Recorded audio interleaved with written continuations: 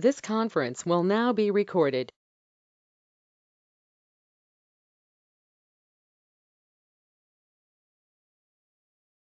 Hello guys, very good evening for all.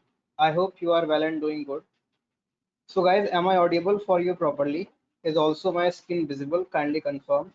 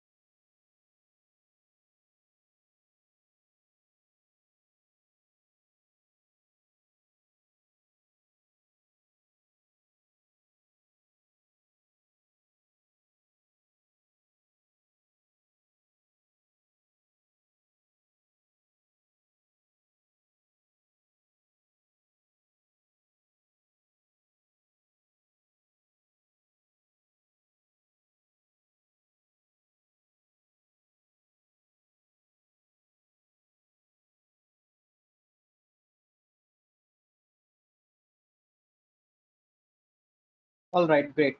So in the last session, we have discussed and completed the reverse charge topic. If you guys have any doubt or query from the last session topics, then please ask.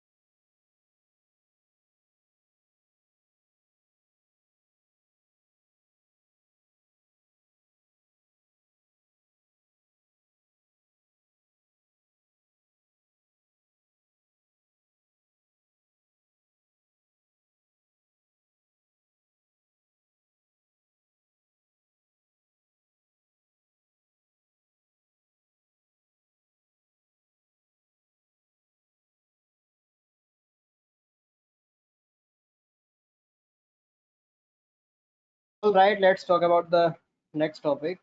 The next topic which we have to learn is the TDS. First, we will discuss about the theory portion. After discussing the theory, we will move on to the practical. So let's start this. If I talk about TDS, guys, TDS stands for tax deduction at source. It is the direct tax here, whereas GST was an indirect tax, and here the TDS is a direct tax. Now the question comes, what is TDS? It is very simple. Just take a look on this theory. Tax deduction at source in India is a means of collecting tax on income, dividends, or asset sales. Means TDS basically we have to collect on the incomes, dividends, and the asset sales by requiring the payer to deduct the tax due before paying the balance to the pay. Means before paying the amount, the payer have to deduct the TDS on that product or on that income. Okay. Under the Indian Income Tax Act of 1961, income tax must be deducted. Income tax means the TDS. The TDS must be deducted at source as per the provision of this. In other words, under this mechanism, if a person is liable to make a payment to any other person, will deduct the tax at source and transfer the balance to the deductee. The TDS amount deducted will be remitted to the central government.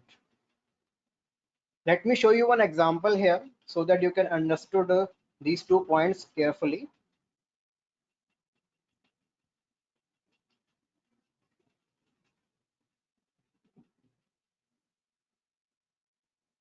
Let's suppose this is you and you hired and taken a building on rent.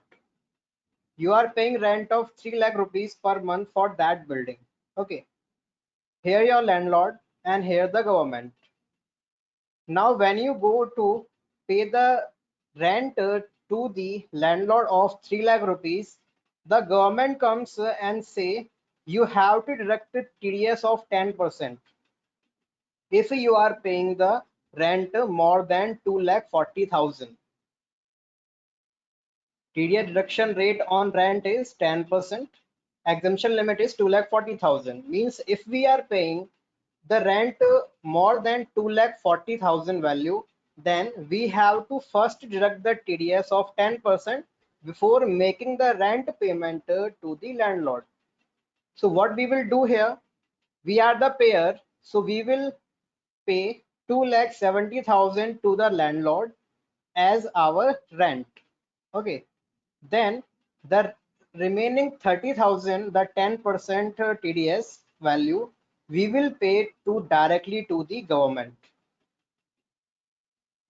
And this process we will do for all the expenses which comes under the TDS as per their exemption limits, and we will deduct a tax as per their assigned percentage. So this is the same thing it was mentioned here.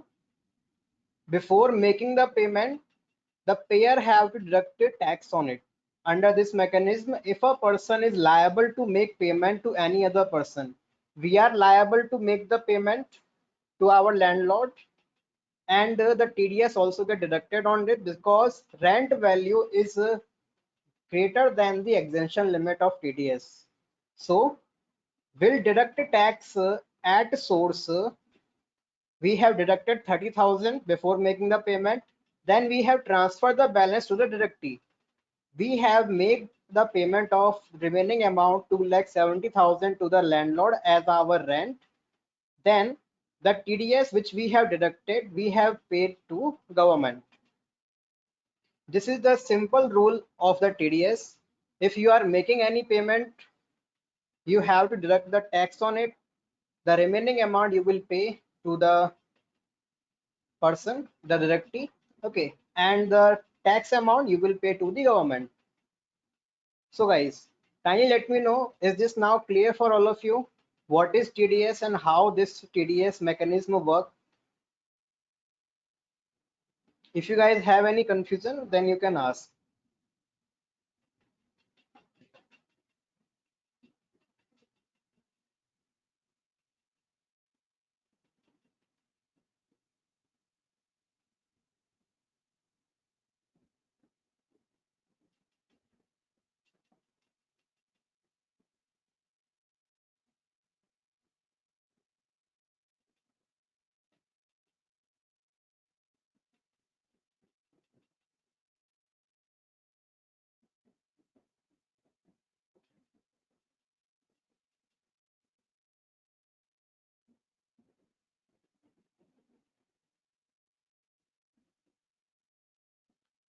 Let me explain once again. TDS is a direct tax which will be deducted at the source of the income. The payer have to deduct the tax before making the payment to the payee. For example, suppose you have hired a building on the rent basis and you are paying the rent of 3 lakh rupees per month for that.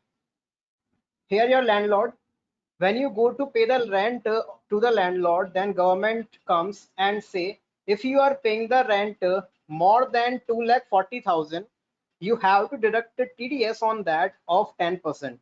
So what we will do here, we will make the payment of 2 lakh 70,000 after deducting 10% TDS from it to the landlord. Then the remaining 30,000, the 10% of the value, we will pay to the government as the TDS tax. This process will be followed under all the type of TDS incomes on which we have deduct the TDS. I will show the list as well for that. So now is that clear? What is TDS and how it works?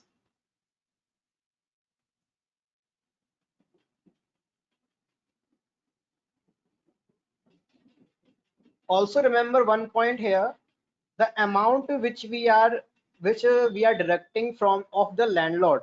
Okay, for example of the landlord, they are receiving 2,70,000. Okay, so we will also issue a certificate to the landlord that we have deducted TDS on this expense of your income, so that the landlord can avail the basically refund of that amount under there when they file the income tax returns.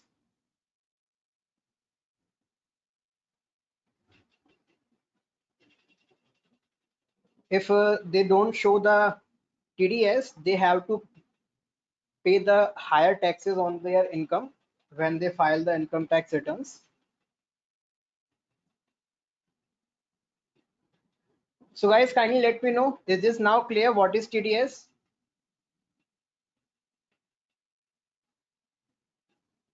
If you still have any doubt or query, then you can please ask.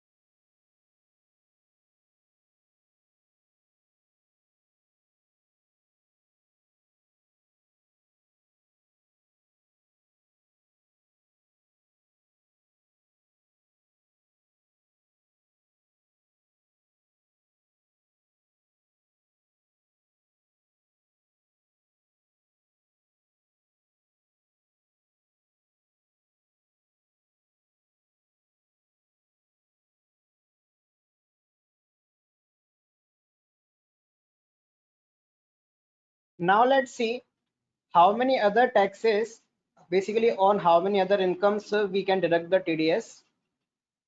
Here you can find a PDF under the documents by the name TDS rates and sections. If I open this one, here it will show you that on which type of income we can deduct which type of tax, how much tax basically. So here have a look on it. A section number column is given here. Description, cutoff means the exemption limit, description means the expense on which TDS will be deducted, and the rate of TDS, the percentage of the TDS here, and some examples. So here the section comes 194I. Section refers basically the expense or the income type on which we are deducting the TDS. So 194I section is for the rent of land and building or furniture or plant and machineries. So there are two type of TDS under the section 194I. First is rent for land and buildings and other furnitures, and the second is plant and machineries. The limit is 2,40,000 for the rent. The TDS rate is 10% on the land, building, furnitures, etc., and 2% on the plant and machineries. Examples you can see: land and building example like office rent, go down rent, guest house rent. For the plant and machineries, you can see generator rent, machinery hire charges, and etc.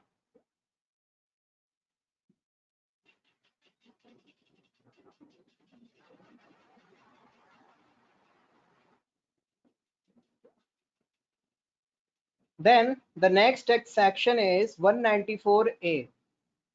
194A stand for interest. Interest paid by banks on FD or RD. FD account or the RD account.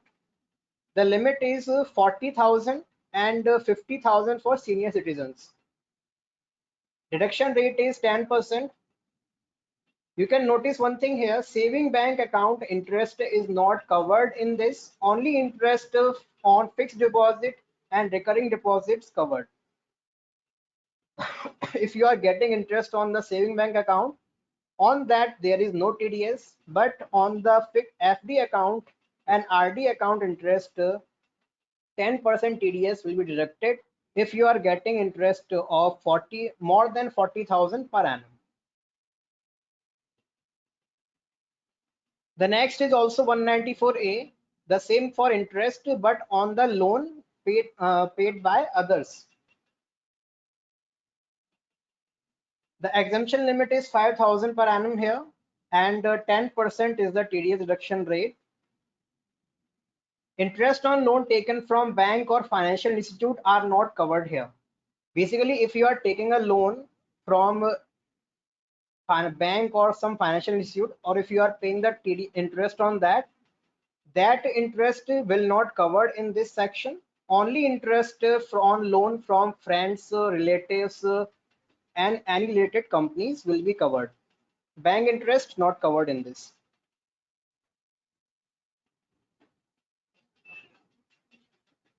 So guys, till these 194I and 194A, these two sections clear for all?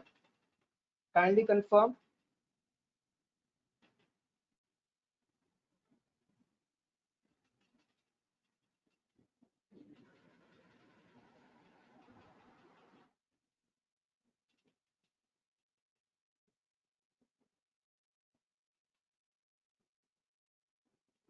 All right. Now the next section is 194J.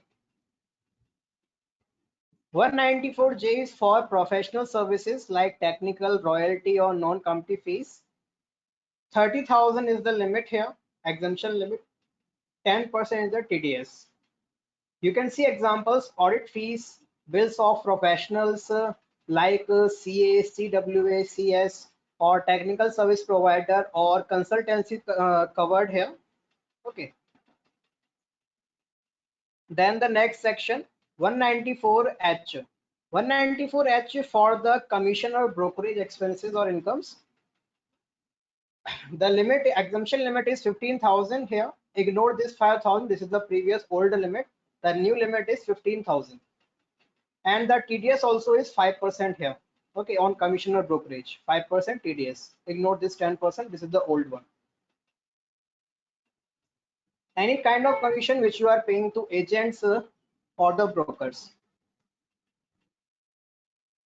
Then 194IA, purchase of immovable properties. If you are purchasing any property, on that you have to pay TDS.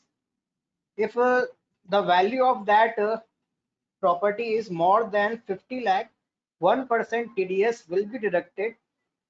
Like you can see, on purchase of property more than 50 lakh, buyer have to deduct that 1% and pay balance to the party.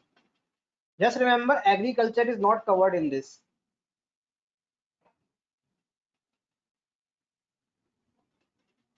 Then 194C.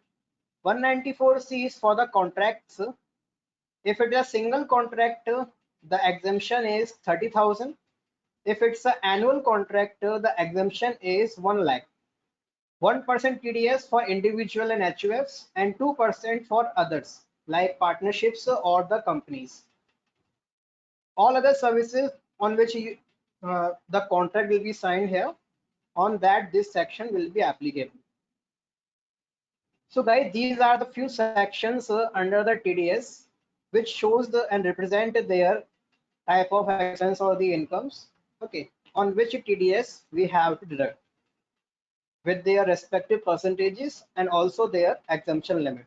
If they cross the exemption limit, then the respective amount of rate TDS will be deducted.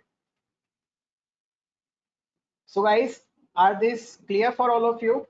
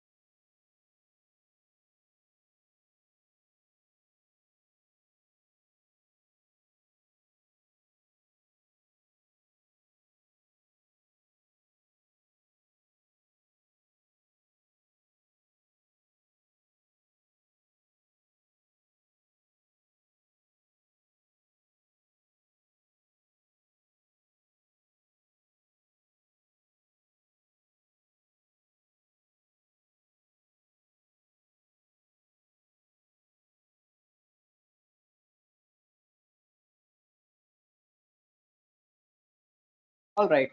Now let's talk about the next. Just remember one point also here. We have to deduct the TDS on their respective given TDS rate only in one condition, if the different party provided the PAN details to us. Suppose in this example, if the landlord is not given the PAN number to us, so we have to deduct the TDS at a 20%.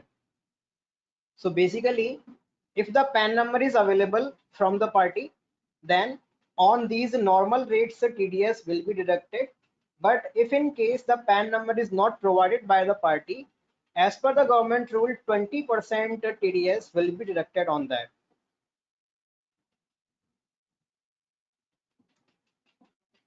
Now, the next comes time of deduction of tax. Basically, at which time we have to deduct the tax. The payer should deduct the tax either at the time of crediting the account of the payee or at the time of making the payment, whichever is earlier. For example, ACC Limited suppose has received the bill on 2nd of the June and made the payment on 11th June. So in this case, TDS will be deducted on 2nd June because the bill we have made, we have credited the party account earlier.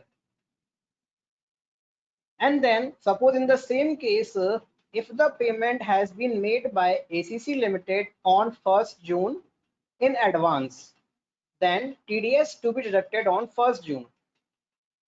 So if we are making the bill or if we are crediting the account of the payee, if that is earlier, we have to deduct the tax, or if we are making the payment, if we have received the payment on that time, we also have to deduct the TDS first, whichever is earlier. The same thing it is mentioned here. The payer should deduct tax either at the time of crediting the account of the payee or at the time of payment, whichever is earlier. So guys, is this clear for all? If you have any doubt, confusion, then please ask. Shweta, what you want to repeat again?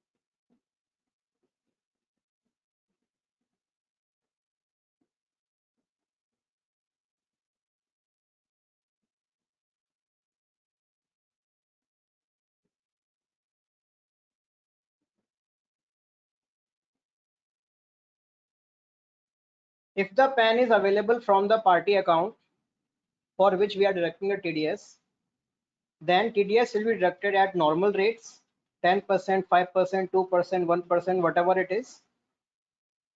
If the PAN number is not given by the party, TDS will be deducted at 20%.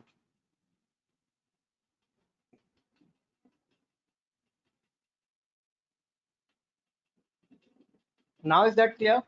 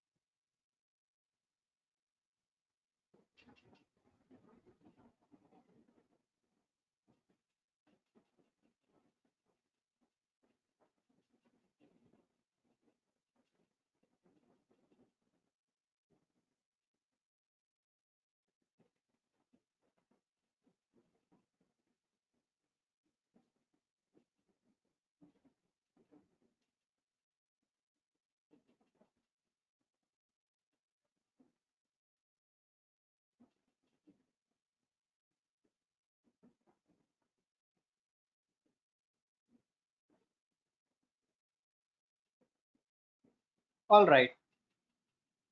Now let's see the next. The next is time of payment of tax to the government. The tax deducted has to be deposited in the designated bank within specified time. The details is below. So basically, if we are deducting the tax by or on behalf of the government, if we are working in a government company, okay, on a government office, then the tax will be deposited to the government on the same day. But if by on behalf of any other person, means you are deducting tax of for the other companies, for the any other persons, in that case you have time till the 7th of the following month. Basically before the 7th of the following month we have to deposit that TDS amount to the government.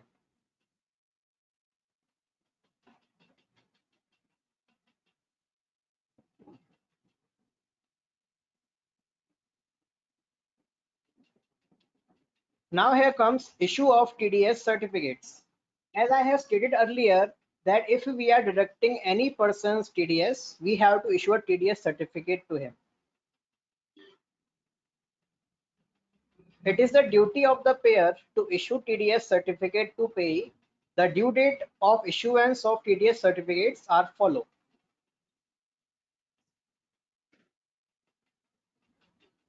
So basically, if you are deducting the TDS on salary, then it is becomes the employer's duty to issue Form 16 on annual basis, okay, to their employees. You have maybe you have heard about the Form 16. The time limit of issuance is the within 31st May of the financial year immediately following the financial year in which the tax is deducted. Other than for the basically other than salaries like rent, interest, contracts, commission, whatever other expenses, on those the TDS certificate will be issued on quarterly basis. The form number or the form name, the certificate name is Form 16A. The due dates are follow here: July 30, October 30.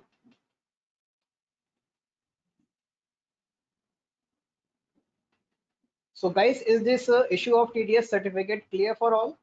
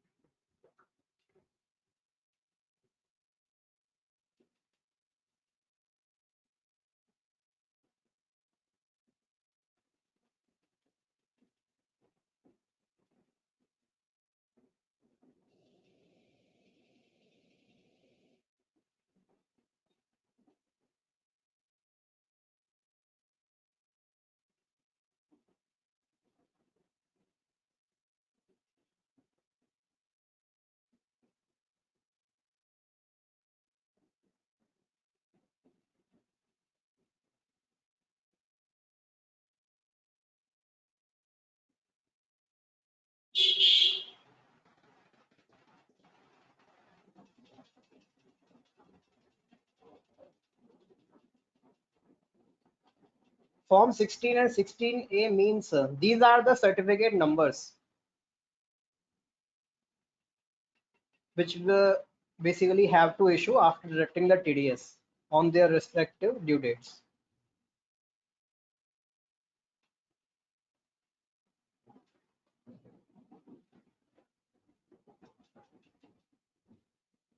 Now the next comes quarterly returns to the income tax department. The same which we do for the GST, we will provide the government the details of our sale and purchase under the GST returns. Okay, so in the same way, we have to provide the TDS details also by the returns. The person who has deducted TDS is to submit the details through TDS returns to the income tax department. The forms and the due date of submission of TDS returns are as follow. These are the three TDS returns: 24Q, 26Q, 27Q. For the salary, basically the salary details will go in form 24Q, and other than salary for a resident, if you have deducted TDS of the resident persons, then 26Q form will be filled and the details will go through that. For other than salary to a non-resident, means for outer than our country, then 27Q return will go. The due dates and quarter endings are here. Basically, these returns will be issued on quarterly basis. And TDS payment, we also make the payment of TDS to the government on quarterly basis, not on monthly basis. The returns and the payment of TDS will go for the TDS on quarterly basis.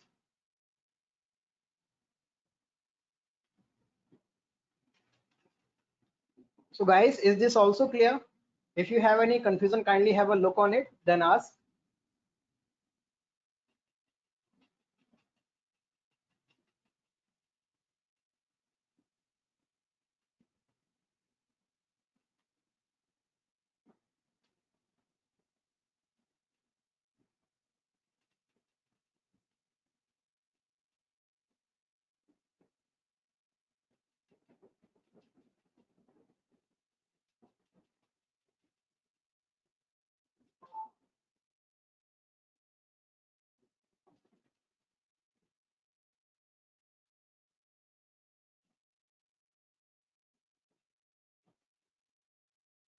All right, guys, then we have completed the theory of the TDS.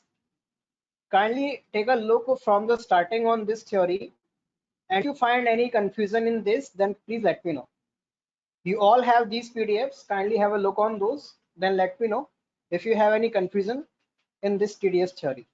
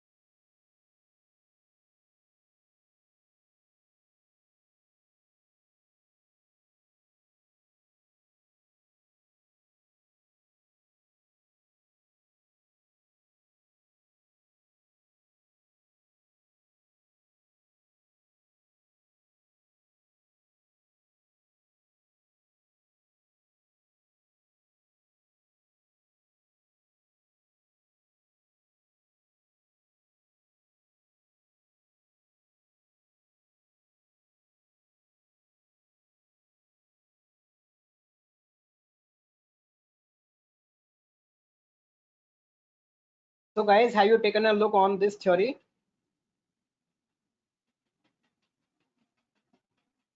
Do you have any doubt or query?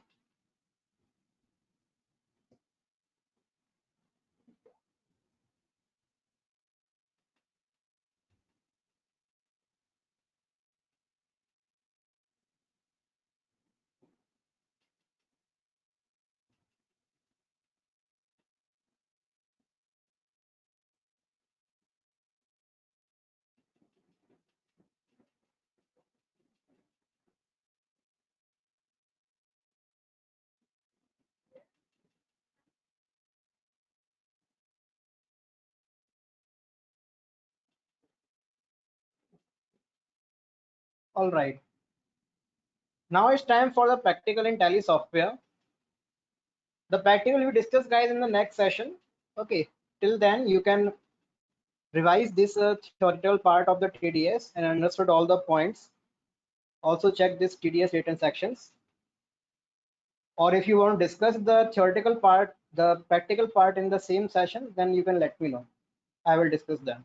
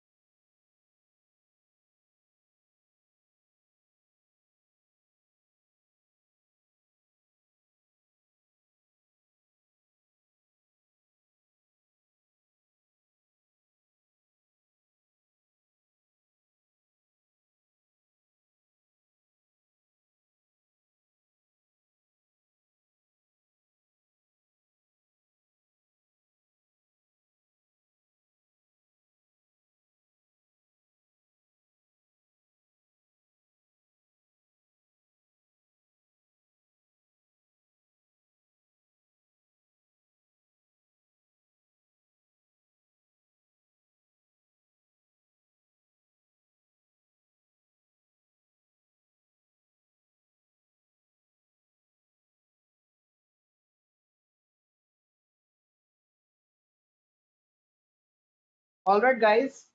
Then we'll do the practical in the next session.